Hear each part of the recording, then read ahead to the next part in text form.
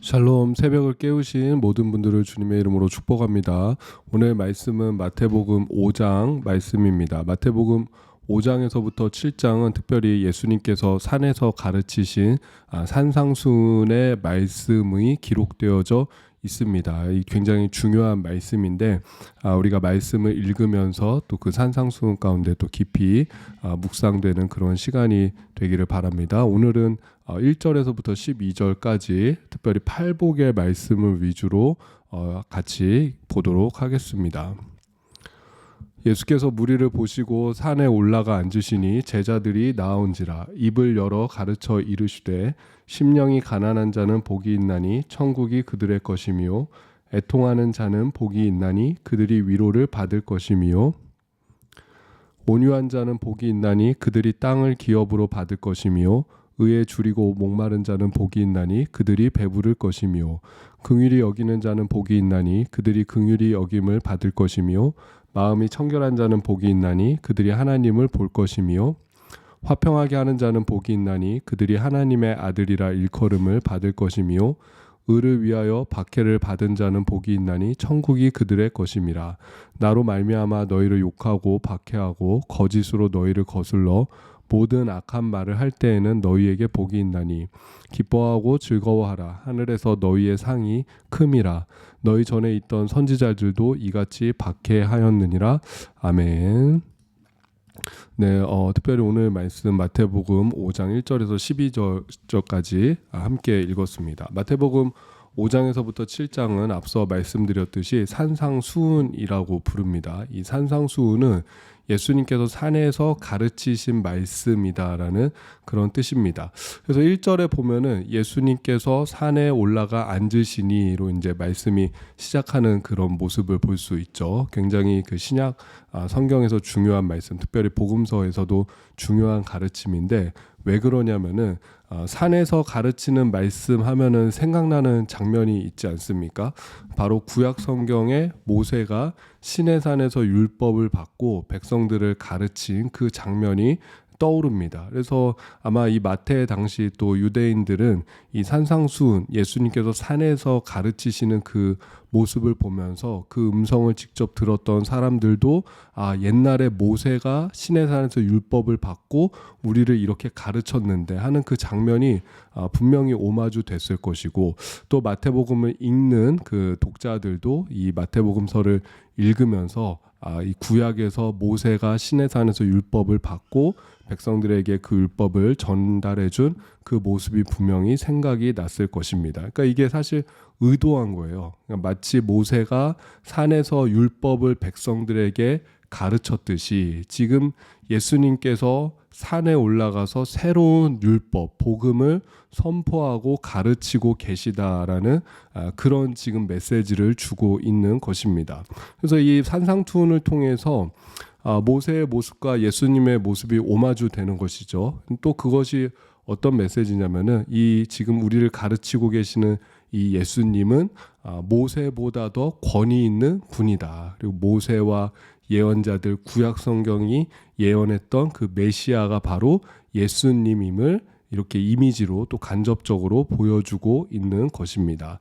산상수훈을 시작하면서 놀라운 것은 복에 대한 가르침으로 산상수훈이 시작한다라는 것입니다. 여러분 따지고 보면 율법은 하지 말아잖아요. 뭐 하지 말아라, 뭐 하지 말아라, 뭐 하지 말아라. 그래서 십계명도 보면은 두 가지 빼고는 전부 다 이제 하지 말라는 거예요. 너는 나 외에 다른 신을 두지 말아라. 나의 이름을 망령되이 일컫지 말아라. 우상에게 절하지 말아라. 그러니까 안식일을 기억하여 거룩하게 지켜라. 내 부모를 공경하라. 이거 두 개 빼고는 뭐 살인하지 말아라. 간음하지 말아라. 거짓말 하지 말아라. 이게 다 전부 다 하지 말라는 그런 가르침입니다. 그러니까 율법의 특징은 하지 말라였다면은 이 복음의 특징은 이제 하나님 안에서 우리가 자유로운 삶을 사는 것이죠. 복음은 그래서 복으로부터 시작하는 것이죠. 예수님도 복이 무엇인가, 복이 무엇인가, 저주가 무엇인가가 아니라 복이 무엇인가를 가르쳐 주시면서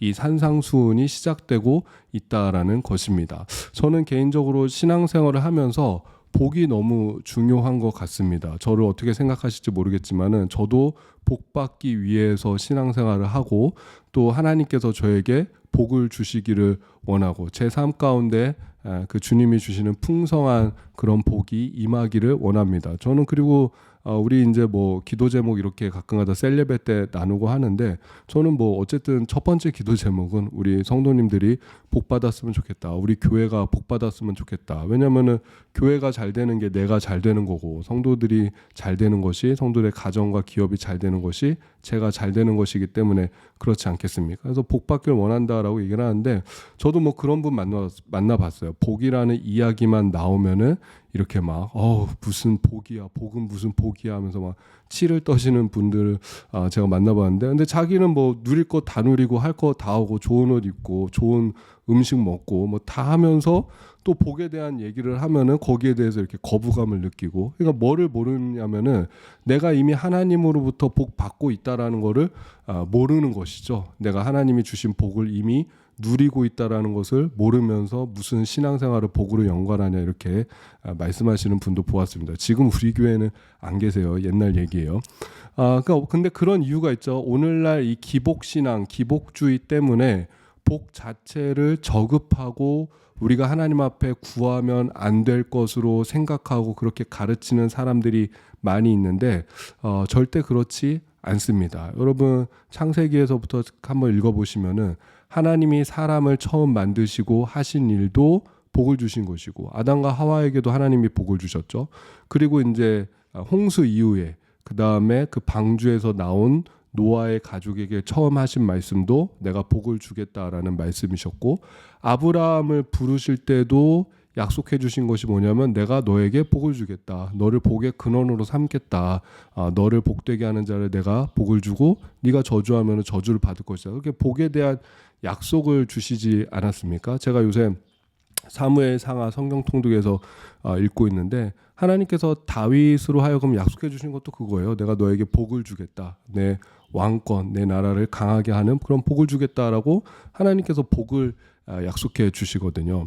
그러니까 예수님께서 마찬가지로 이 땅에 오셔서 그 첫 번째 우리에게 주시는 가르침이 복이다라는 것은 예수님이 이 땅에 오신 이유도 우리를 복되게 하기 위해서 우리에게 복 주시기 위해서 오셨다라는 것입니다. 그러니까 주님이 나를 부르시고 하나님의 자녀 삼아 주신 이유도 나를 복되게 하기 위해서 제가 그 새신자반 하면은 그런 표현이 있거든요. 하나님은 나를 골리시기 위해서 부르신 분이 아닙니다. 하나님이 나를 억압하고 나를 좀 이렇게 부려먹고 뭐 나를 무조건 뭐 희생해 하기 위해서 이렇게 하나님이 부르신 것이 아니라 첫 번째 하나님의 부르심은 바로 우리를 복되게 하기 위해서 하나님께서 우리를 부르신 줄로 믿습니다. 그래서 이런 믿음이 있기를 주님의 이름으로 축복합니다.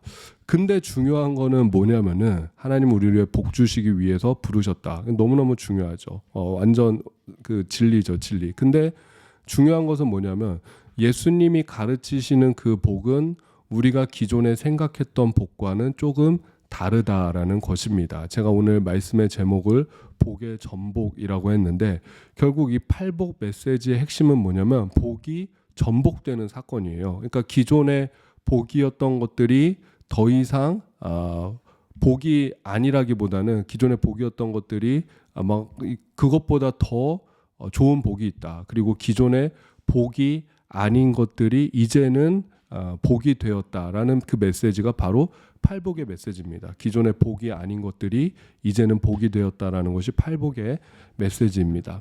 팔복에서 이렇게 고백하죠. 제가 그 좀 빠르게 말씀드리면은 첫 번째가 그거죠. 심령이 가난한 자가 복이 있다. 애통하는 자가 복이 있다. 온유한 자가 복이 있다.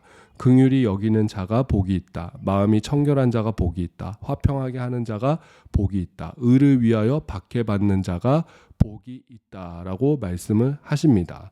그런데 사실 가만히 생각해 보면은 팔복의 조건에 해당하는 것들이 과연 행복하다고 할 수 있을까? 그러니까 세 번역 가면은 복이 있다가 행복하다로 그렇게 번역했거든요.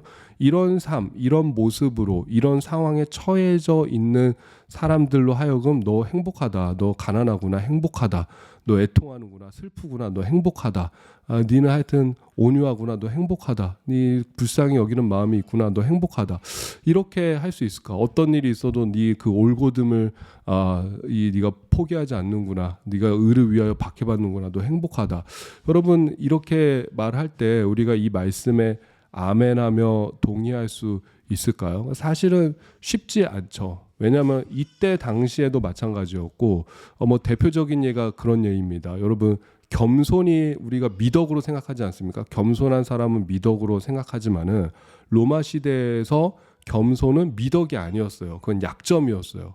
겸손하다라는 것은 이거는 사람들이 나를 충분히 깔볼 수 있는 그런 덕목이었지, 그것이 절대로 강점이나 미덕으로 그렇게 인정받던 시대가 아니었습니다. 근데 그럼에도 불구하고 예수님을 향해서 겸손하다라고 성경은 말씀하고 있는 것이죠.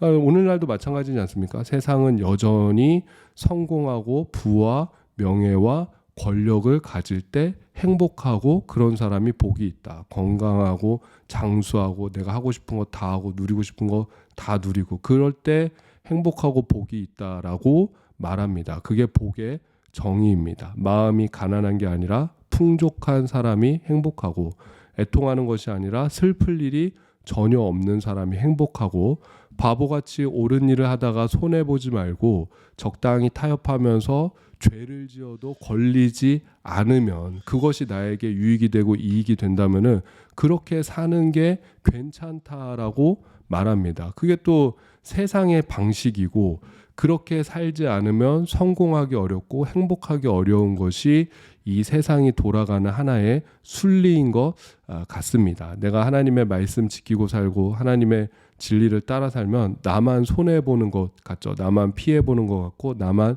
희생하는 것 같고, 나만 바보처럼 사는 것 같습니다. 그래서 사실은 이 말씀을 곰곰이 곱씹어 보면은 예수님이 선포하신 이 복의 말씀을 이 세상을 살아가는 우리의 생각과 우리가 생각하는 그런 복의 기준, 행복의 기준과는 전혀 달라 보입니다. 그리고 또 사실 팔복의 말씀을 스스로 선택하는 사람도 거의 없죠. 내가 스스로 가난하기를 선택하는 사람, 스스로 슬픔 가운데 빠지는 사람, 스스로 핍박 가운데 들어가는 사람. 그러니까 이런 삶을 그리스도인이라고 하지만 이런 삶을 사는 사람들도 많이 없습니다.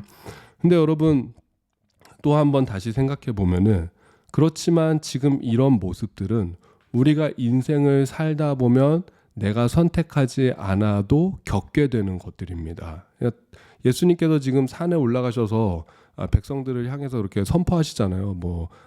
심령이 가난한 자가 복이 있다, 애통하는 자가 복이 있다, 이런 말씀하시는데 한마디로 이런 거예요. 지금 거기에 앉아 있는 그 수많은 사람들 중에 모든 것을 다 갖고 있고 누리고 있고 행복하고 먹을 걱정도 없고 먹고 살 염려도 없고 이런 사람은 거의 없는 거예요. 뭔가 하나씩 슬픔이 있는 사람, 애통함이 있는 사람, 걱정이 있는 사람, 근심이 있는 사람, 가난함이 있는 사람, 억울한 사람, 이런 사람들이 지금 모여서 예수님의 말씀을 듣고 있는 것입니다. 그들을 향해서 예수님은 너희들이 사실은 복된 자다, 사실은 너희들이 행복한 사람이다라고 말씀하고 있어요. 그러니까 우리도 마찬가지잖아요. 우리도 대부분은 아니지만은 많은 경우에도 그렇지 않습니까? 우리가 인생을 살다 보면 가난을 겪게 될 때가 있고, 심령에 정말 궁핍함, 공허함, 외로움, 그런 것들을 겪을 때도 있고, 또 소중한 것을 상실하게 되면서 그 깊은 상실감과 절망과 슬픔과 애통을 겪을 때도 있습니다. 남모르게 침대를 적시면서 울 때도 있고, 외롭고 쓸쓸함을 겪을 때도 있고, 또 나는 옳다고 행한 일 때문에 피해를 당하고 억울함을 당할 때도 있는 것이죠. 그러니까 사실 팔복에서 일어나는 일들은 내가 굳이 선택하지 않아도 내 삶 속에서 충분히 겪고 있는 상황들이고 사건들이고 어떤 벌어지고 있는 그런 역사들인 것입니다. 근데 예수님께서는 이런 삶 가운데 너희가 있다고 할지라도, 그것이 비록 아직은 해결되지 않고 해소되지 않았다고 할지라도 너희가 충분히 복이 있고 행복하다라고 지금 선포하고 선언하고 계시는 것입니다. 근데 그렇게 말씀하실 수 있는 유일한 한 가지 이유가 있어요. 그건 뭐냐면은 하나님이 계시기 때문에 굉장히 중요합니다. 이 팔복의 말씀에는 지금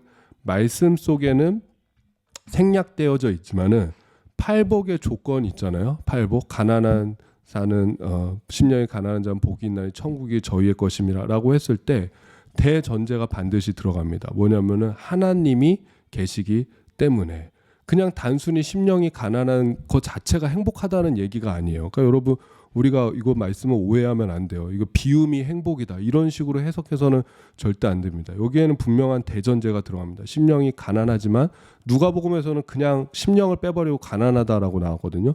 가난하지만 행복한 이유가 뭐냐? 하나님이 계시기 때문에 천국을 그들에게 주실 것이기 때문이다라고 하나님이 계시다. 하나님이라는 대전제를 지금 넣어서 지금 말씀하고 계신 것입니다. 그러니까는 이 팔복은 하나님을 빼서는 이해될 수도 없고 하나님을 빼서는 해석할 수도 없는 말씀. 그냥 단순히 애통하는 게 복이 있다. 단순히 심령이 가난한 게 복이 있다.